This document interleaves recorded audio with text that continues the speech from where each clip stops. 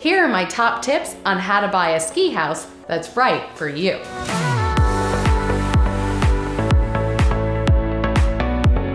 If you're buying a ski house as a second home or for vacation purposes, then having a ski house that's within 1 to 3 hours away is ideal, or at least a non-stop flight.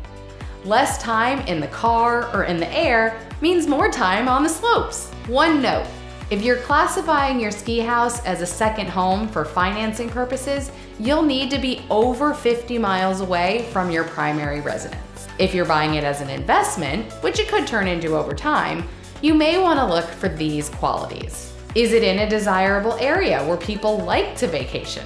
For instance, you'll want to understand if the area is somewhere people tend to live and work full-time, or if your intended user likes to be right on the mountain for easy access to the lifts. Second, are properties appreciating steadily?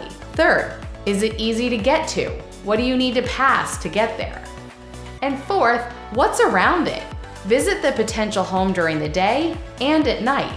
Walk or drive the neighborhood and talk to the neighbors. You never know what they'll share. When it comes to the size of the potential home, consider the size and its intended usage. A single family home may be great if you have visitors and also the time and means to maintain the property, while a condo, townhouse, or condo-hotel combination may offer the amenities and services where you barely have to lift a finger. That's the one I prefer. Consider the number of beds it can fit and how your user may use it. For instance, having bunk beds instead of a king-size bed. I always hate to ask this question, but I have to ask. How much do you want to spend?